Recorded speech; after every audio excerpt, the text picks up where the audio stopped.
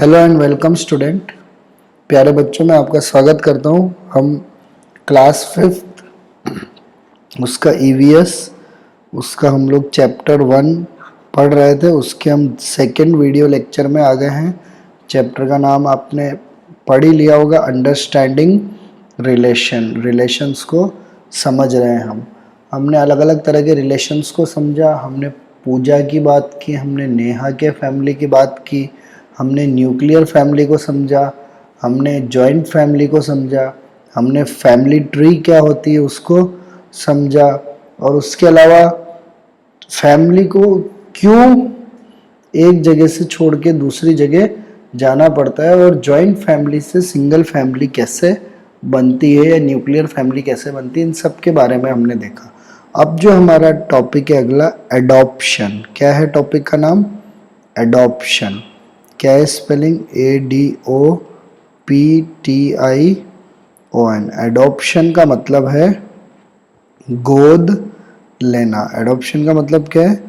गोद लेना। आपने सुना होगा कई बार कोई पेरेंट्स होते हैं जिनके चिल्ड्रन नहीं होते, बच्चे नहीं होते, तो कई बार वो क्या करते हैं, दूसरे बच्चों को क्या लेते हैं? गोद लेते हैं। और कई बार ऐसा होता है कि कोई पेरेंट्स, जरूरी नहीं है कि बच्चे हों या नहीं हो तभी गोद ले।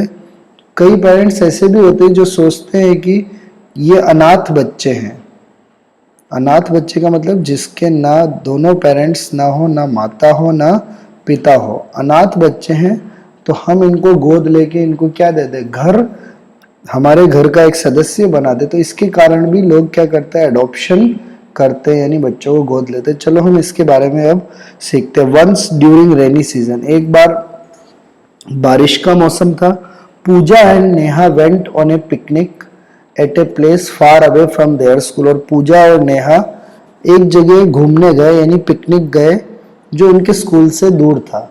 दे enjoyed and played with their friend in the garden. और उन्होंने अपने दोस्तों के साथ बहुत एंजॉय किया, खुशी मनाई, खेला अपने दोस्तों के साथ गार्डन में। Taking lunch in the garden, फिर लंच उन्होंने, जो दिन के खाने को हम क्या बोलते हैं? लंच, वो लंच भी उन्होंने कहा किया? गार्डन में किया। अरुण ए क्लासमेट आस्क्ड मयंक। एक अरुण नाम का उनका एक क्लासमेट था। क्लासमेट यानी साथ में पढ़ने वाले बच्चों को क्या बोलते हैं? क्लासमेट बोलते हैं। उन्होंने मयंक से क्वेश्चन पूछा, who is she with you? ये शी आ गया। शी किसके लिए यूज करते हैं? लड़की के लिए। हु इज शी यानी यह लड़की तुम्हारे साथ है, ये कौन है? हु यानी कौन है? तो फिर मयंक ने आंसर दिया, this is my younger sister. Mayank ने बोला कि ये मेरी यंगर सिस्टर है। यंगर यानी छोटी बहन है। Arun, she was never seen with you earlier. पर हमने तो पहले कभी भी इस सिस्टर को तुम्हारे साथ नहीं देखा। How did it happen suddenly? ये अचानक ऐसा कैसे हो गया कि तुम्हारी एक सिस्टर आ गई? फिर मयंक ने आंसर दिया, she is new to our family. ये हमारे फैमिली में क्या है? न्यू यानी नई है। My parents have adopted it. मेरे पेरेंट्स ने इसको क्या किया? एडॉप्ट किया। एडॉप्ट यानी मैंने बताया था ना, क्या किया? गोद लिया है। यानी ये लड़की उनकी बच्ची नहीं है। उनका बच्चा तो कौन है? मयंक है। लेकिन उन्होंने एक लड़की को क्या लिया है? एडॉप्ट किया, गोद लिया है। Just as I am the son of my parents. तो गोद लेने के बाद जैसे मयंक उनका क्या है? सन है, यानी बेटा है, तो वैसे ही वो जो लड़की है वो उनकी क्या हो जाएगी? She is the daughter of my parents. तो वो लड़की उस पेरेंट्स की क्या हो जाएगी? डॉटर हो जाएगी। So this is my sister. इसीलिए अब वो मेरी क्या हो गई? सिस्टर। यानी मयंक तो पेरेंट्स का सन हो गया, और ये जो गोद ली वो लड़की डॉटर हो गई। तो अब मयंक और वो लड़की दोनों क्या हो गए? आपस में भाई बहन हो गए। तो वो लड़की मयंक की क्या बन गई? सिस्टर बन गई। She is very dear to me. और वो मेरे बहुत प्रिय है, वो मुझे बहुत पसंद है। She walk with me. वो हमेशा मेरे साथ चलती है। एंड इमिटेट्स मी। और मेरा क्या करती है? कॉपी करती है। यानी वो मेरे साथ चलती है, हमेशा मेरे कॉपी करती है, यानी मेरी तरह सब काम करती है। डू यू नो में हम देखेंगे from the prescriptive of children. Prescriptive का मतलब होता है, वैसे अगर हिंदी वर्ड देखें तो बहुत कठिन वर्ड है आप लोगों के लिए भी। दृष्टिकोण क्या है? दृष्टिकोण। दृष्टिकोण को आप सिंपल ले लो, नजरिए।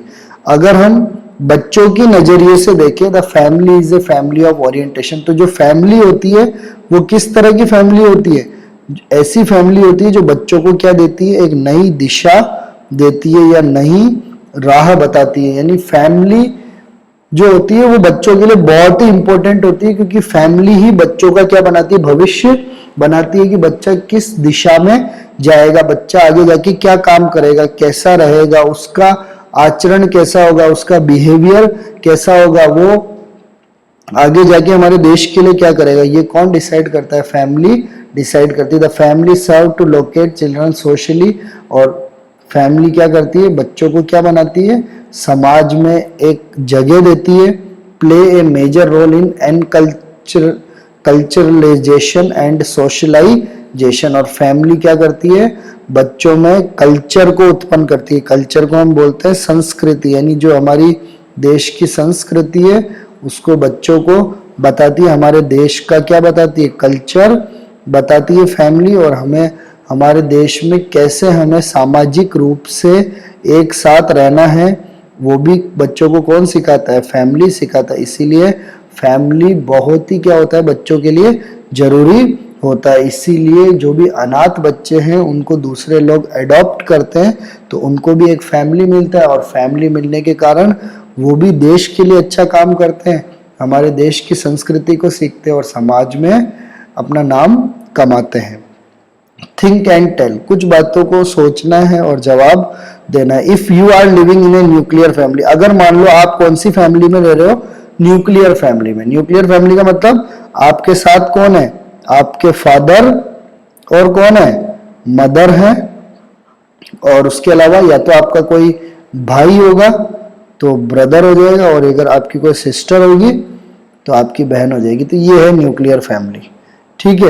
And your mother is out for 2-3 days, then how do you feel? और तुम्हारी मम्मी 2-3 दिन के लिए कहाँ चली जाए? कहीं बाहर चली जाए तो तुम्हें कैसा लगेगा? तो जैसे आपकी मम्मी चली जाएगी और पापा भी काम पे चले जाएंगे तो आपको अच्छा फील नहीं होगा, और आपके सारे काम किसको करने पड़ेंगे? आपको खुद को करने पड़ेंगे, क्योंकि आपके सारे काम कौन करके देता है? आपको मम्मी हेल्प करके देती है। तो आपको कैसा फील होगा? अच्छा फील नहीं होगा।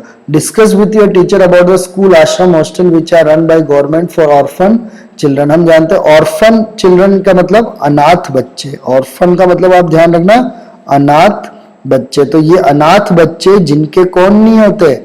पेरेंट्स नहीं होते। आप जान रखना कि कोई भी मान लो बच्चा है और किसी एक्सीडेंट के कारण उसके पेरेंट्स मर जाए या किसी और कारण से उसके पेरेंट्स ना हो तो वो बच्चा क्या हो जाता है? अनाथ हो जाता है। उसको इंग्लिश में क्या बोलते हैं? आप ध्यान रखना, ऑर्फन। ऑर्फन यानी अनाथ। ऐसे बच्चों के लिए गवर्नमेंट क्या चलाती है? स्कूल भी चलाती है, आश्रम भी और हॉस्टल भी चलाती है, ताकि उनको भी क्या मिल सके? आपकी तरह अच्छी पढ़ाई मिल सके और वो भी हमारे देश का नाम क्या कर सके? रोशन कर सके। आगे हम देखते हैं हु रिसेंबल हुम, कौन किसकी तरह दिखता है। यानी रिसेंबल का मतलब आप किसकी तरह दिखते हो, तो इसके बारे में हम सीखेंगे। Pooja sister Jyoti went with her mother, यानी पूजा की एक सिस्टर है जिसका नाम है Jyoti, went with her mother, जो अपने मदर के साथ गई to attend her uncle's marriage, अपने अंकल यानी मामा जी की शादी में ज्योति गई। हर मौसी जी ऑल्सो कम देयर, और उस शादी में कौन आया? उसकी मौसी भी आई। She had a little baby girl in her lap, और एक उसके गोद में, ये देखो फोटो दिख रहा है ना, ये देखो ये ज्योति है, ये उसकी माँ है, ये मौसी बैठी हुई, और उसकी गोद में देखो क्या है? लैप यानी क्या होता है? गोद। लैप यानी गोद में एक बच्चा है, लिटिल बेबी गर्ल।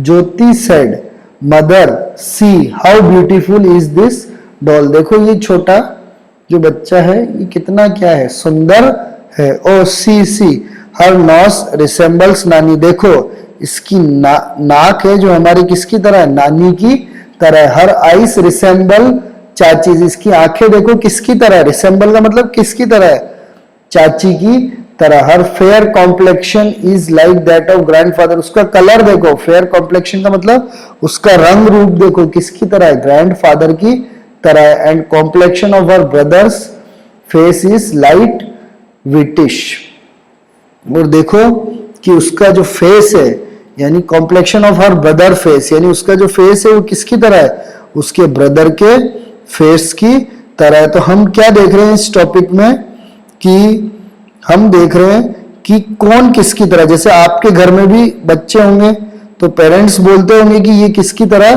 दिख रहा है, तो हम भी क्या देख रहे हैं कि ये जब ज्योति शादी में गई और उसने उस बच्ची को देखा मदर के साथ, तो क्या बोला कि उसकी नाक नानी की तरह है, आंख उसकी तरह है, चाची की तरह है, उसका कलर ग्रैंडफादर की तरह है, और उसका जो दिखना है वो किसकी तरह है, उसके ब्रदर की तरह।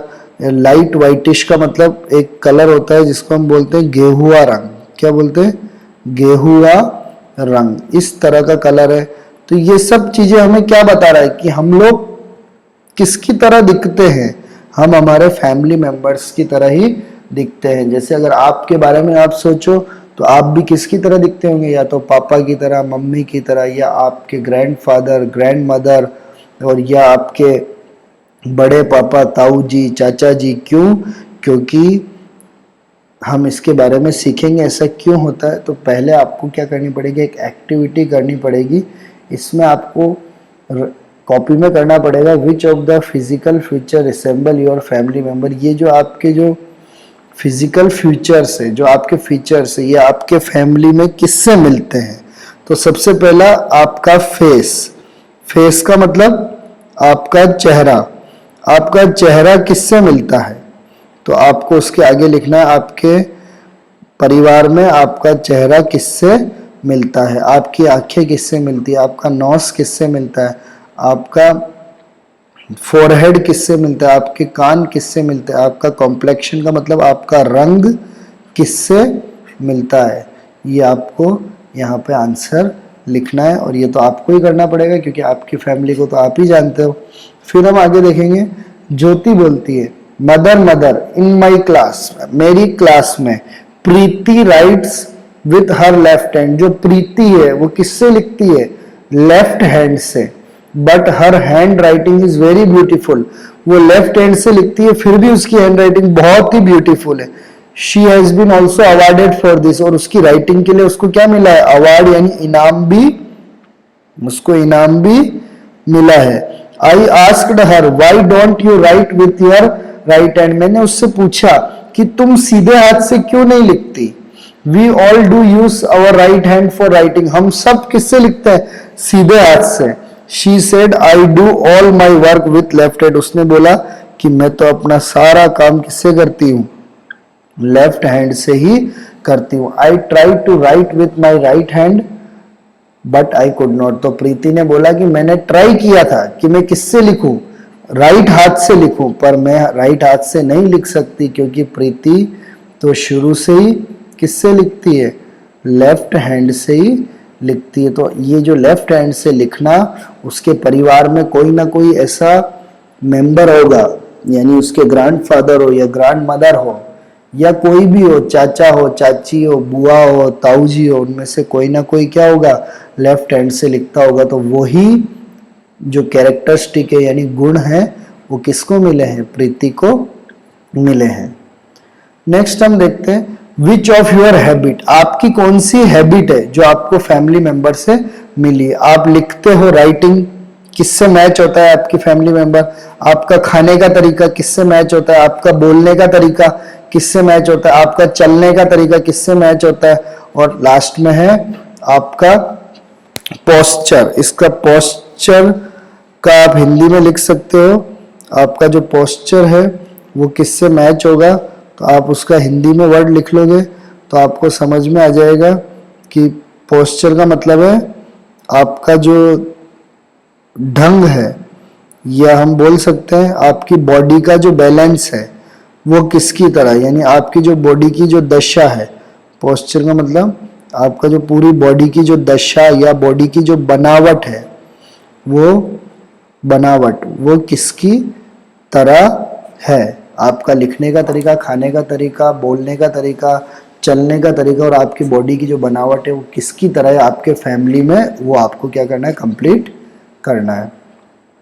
फिर हम आगे आएंगे फ्यूचर ऑफ चिल्ड्रन मैच। अब हमने ये सब करने के बाद, ये जब एक्टिविटी आप कर लोगे ना, तो आपको पता लगेगा कि जो बच्चे हैं उनके फ्यूचर्स, फ्यूचर का मतलब वो कैसा दिखते हैं, उनके क्या लक्षण हैं, या वो किस तरह बोलते हैं, किस तरह चलते हैं, ये किसकी तरह सेम होता है, उनके पेरेंट्स की तरह। या तो पेरेंट्स की तरह होगा, पेरेंट्स का मतलब या तो किसकी तरह होगा, फादर की तरह, या किसकी तरह होगा, मदर की तरह, या पेरेंटल ग्रैंड पेरेंट्स। पेरेंटल यानी पेरेंट्स, यानी आपके पापा के पेरेंट्स। पापा के पेरेंट्स कौन है, दादा दादी, यानी ग्रैंड फादर ग्रैंड मदर।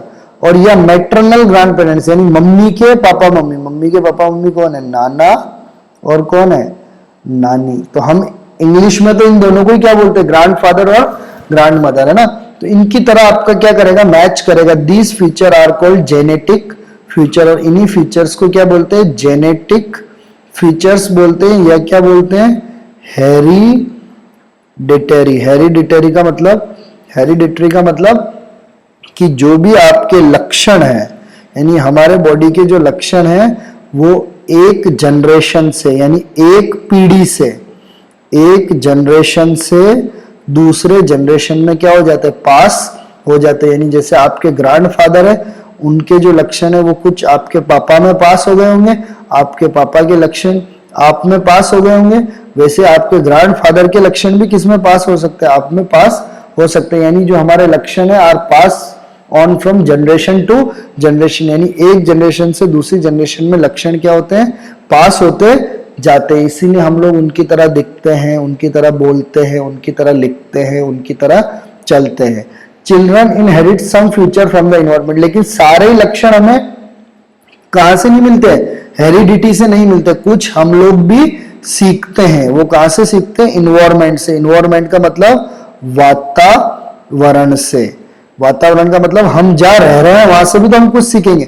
जैसे मान लो आप लोग पैदा हुए हैं, आपके अंदर बहुत सारे लक्षण आए, वो सारे लक्षण आपको किससे मिले, आपके पूर्वजों से मिले। हेरिडिटी का मतलब आपके पूर्वज, पूर्वज का मतलब जो आपके माता पिता है, आपके ग्रैंड पेरेंट्स है, उनसे मिले। सेकंड, फिर आप कहां पर रह रहे हो, वहां का वातावरण कैसा है, वहां का इन्वायरमेंट कैसा है, उससे भी आप बहुत सारी बातें सीखोगे। तो आपको दो चीज ध्यान रखनी है, एक बच्चा है उसको कुछ लक्षण मिलते हैं, वो दो कारण से मिलते हैं। एक तो कहां से मिलते हैं, हेरिडिटी से। हेरिडिटी का मतलब उनके पूर्वजों से मिलते हैं। और सेकंड, वो कहां से सीखता है, इन्वायरमेंट से। तो ये क्वेश्चन आ सकता है कि बच्चों के जो फ्यूचर्स है वो उनको कहां से मिलते हैं। तो एक तो हेरिडिटी से मिलता है और एक कहां से मिलता है, इन्वायरमेंट, यानी वो जिस वातावरण में रहता है उससे भी वो बहुत सारी चीजें सीखता है। और एक पूर्वजों से पहले से हेरिडिटी से मिलते हैं। अब कुछ जानने की बातें हैं। ग्रिगोर जोहन मेंडल, ये एक साइंटिस्ट का नाम है, ग्रिगोर जोहन मेंडल। ये इनके बारे में आप आगे बड़ी क्लासों में डिटेल में पढ़ेंगे। अभी तो हमें इतना ध्यान रखना है कि ग्रिगोर जोहन मेंडल ने मटर के दाने में, पी प्लांट का मतलब होता है मटर का जो पौधा होता है, उस पे उन्होंने क्या किया, बहुत सारे एक्सपेरिमेंट किए, यानी प्रयोग किए। और उसके बाद उन्होंने लॉ बनाया, लॉ ऑफ इनहेरिटेंस, यानी ये हेरिडिटी का लॉ बनाया। कौन सा लॉ बनाया, हेरिडिटी का। इसीलिए इनको बोलते हैं फादर ऑफ जेनेटिक्स। यानी एक जनरेशन से लेकर दूसरे जनरेशन में कैसे लक्षण क्या होते हैं, पास होते हैं, और कौन से लक्षण पास होते हैं, इनके लिए इन्होंने बहुत बड़े बड़े नियम बनाए। उन्हीं को हम बोलते हैं लॉ ऑफ हेरिटेंस, और इन्हीं को क्या बोला जाता है, फादर ऑफ जेनेटिक्स भी बोला जाता है। यानी जनरेशन का पता लगाने वाले फादर इनको बोला जाता है। नेक्स्ट है, एक हमारे देश के भी साइंटिस्ट है जिनका नाम है डॉक्टर हरगोबिंद खुराना। क्या नाम है, डॉक्टर हरगोबिंद खुराना। इन्होंने भी क्या किया, बहुत सारे रिसर्च पेपर लिखे, यानी बहुत सारे शोध पत्र। रिसर्च यानी शोध करना, और शोध के लिए उन्होंने बहुत सारे क्या लिखे, पत्र लिखे, जिसमें उन्होंने नए नए जेनेटिक्स यानी नए नए जीन्स के बारे में बताया, यानी नए नए लक्षणों के बारे में बताया, इसीलिए इनको कौन सा इनाम मिला? सबसे फेमस इनाम है जिसको हम क्या बोलते हैं? Nobel prize. इनको इसके लिए क्या मिला? नोबल प्राइज भी मिला। तो इनके बारे में हमें थोड़ा सा नाम याद रखना है इनका। Sarika did understand that we are like our parents. अब सरिका को ये तो पसंद समझ में आ गया कि हम लोग किसकी तरह दिखते हैं, हमारे या तो हमारे पेरेंट्स की तरह दिखते हैं या other member of our family. यानी जरूरी नहीं है आप अपने पेरेंट्स की तरह ही दिखे, पेरेंट्स की तरह भी दिख सकते हैं या तो किसी और मेंबर की तरह भी दिख सकते हैं, लेकिन वो आपके परिवार का है। But why all monkey are alike, she was confused about this. फिर उसने सोचा कि सारे मंकी तो हमें कैसे दिखते हैं? एक जैसे दिखते हैं। तो वो इस बात को सोचकर क्या है? कंफ्यूज है। लेकिन ऐसा नहीं होता कि अगर हमें लगता है कि सब एक जैसे हैं, लेकिन उनके अंदर कुछ ना कुछ क्या आता है? लक्षण में चेंज आता है। जैसे आप कई बार दो बच्चों को देखते हैं कि वो ट्विंस है, ट्विंस का मतलब जुड़वा है, वो बिल्कुल दिखने में एक है लेकिन फिर भी वो एक दूसरे से क्या रहते हैं? अलग रहते हैं। उनके अंदर ऐसे बहुत सारे लक्षण या अंदर फीचर्स होते हैं जो वो एक दूसरे से दोनों को क्या करते हैं? अलग करते हैं। All living beings alike except human being. क्या सारे लिविंग बींग एक जैसे हैं ह्यूमन बींग को छोड़ के? नहीं, सभी क्या है? अलग अलग है। अब आप देखते हो ना, काऊ अलग है, लायन अलग है, कंगारू अलग है, सब अलग अलग है। क्या ह्यूमन बींग को छोड़ के सारे लिविंग बींग एक जैसे? तो नहीं। How does A cow recognise हर काफ। काऊ को कैसे पता लगता है कि ये उसका काफ है? तो क्योंकि हम जानते हैं कि काऊ को कैसे पता लगेगा कि ये उसका काफ है? क्योंकि काऊ उसको जानता है और वो बिल्कुल उसकी तरह सेम है, क्योंकि वो बिल्कुल काऊ की तरह है, इसीलिए वो उसको पहचानता है। How does your mother recognize you in our crowd. Crowd का मतलब एक भीड़ है, बहुत बड़ी भीड़ है, उसमें फिर भी आपकी मम्मी आपको क्या कर लेती है? रिकॉग्नाइज यानी पहचान लेती है। रिकॉग्नाइज का मतलब पहचान लेना। और कहां पे पहचाना? भीड़ में पहचानना। यानी एक भीड़ में भी आपकी मम्मी आपको पहचान लेती है। क्यों? क्योंकि सब लोग क्या नहीं होते? एक जैसे नहीं होते, और आपकी मदर आपको बिल्कुल अच्छे से जानती है। Of course every living being have certain future. हम जानते हैं कि सभी लिविंग बीइंग्स में क्या होते हैं? कुछ अलग अलग क्या होते हैं? फीचर्स होते हैं, यानी अलग अलग लक्षण होते हैं, इसीलिए वो एक दूसरे से अलग है। अब हम सारे इंसान हैं, तो क्या हम सब एक जैसे? नहीं, हम लगभग दिखते एक जैसे, हमारे सबके पास हाथ है, पाँव है, आंखें हैं, लेकिन हमारे में फिर भी बहुत सारे क्या है? अलग अलग फीचर्स हैं, जिसके कारण हम बिल्कुल क्या होते हैं? एक दूसरे से अलग रहते हैं। इसीलिए भीड़ में आपकी मम्मी आपको पहचान लेती है। अगर सारे एक जैसे होते तो क्या पहचान पाती? और काऊ का काफ अगर लायन की तरह होता तो क्या काऊ उसको पहचान पाता? लायन की तरह होता? नहीं पहचान पाता। इसीलिए हमें इस बातों का ध्यान रखना है कि सबके अंदर क्या होते हैं? कुछ फीचर्स होते हैं जो अलग होते हैं ऑफ पेरेंट्स और for father, but they are also different due to some other future. यानी कुछ फीचर्स तो हमारे पेरेंट्स के हमें मिल जाते हैं और कुछ फोर फादर यानी ग्रैंड फादर और ग्रैंड मदर के मिल जाते हैं, लेकिन कुछ फीचर क्या होते हैं? डिफरेंट होते हैं। डिफरेंट यानी अलग होते हैं। Every twins due to some future are different from one another. इसीलिए हर एक ट्विंस, ट्विंस का मतलब जुड़वा बच्चे, वो भले दिखने में सेम हो लेकिन उनके कुछ फीचर्स क्या होते हैं? डिफरेंट होते हैं। इसके कारण वो एक दूसरे से क्या होते हैं? अलग होते हैं। तो हमने क्या कर लिया? इस चैप्टर को पूरी तरह से कंप्लीट कर लिया है। मैं आशा करता हूँ कि आपको ये चैप्टर अच्छे से समझ में आया होगा। तो आप बुक लेके अच्छे से चैप्टर को क्या कर सकते हो? रीड कर सकते हो, और रीड करके आप एक एक टॉपिक को समझ सकते हो। और उसके बाद हम अगले वीडियो लेक्चर में इसके एक्सरसाइज को और क्वेश्चन आंसर को करेंगे। तो आपको चैप्टर भी ध्यान से पढ़ना है, क्योंकि 5th बोर्ड है, तो आपको हर एक चैप्टर के पॉइंट्स को भी पढ़ना पड़ेगा और बीच में से भी क्वेश्चंस को याद करना पड़ेगा। आशा करता हूँ कि आपको वीडियो पसंद आया होगा। Thank you for watching.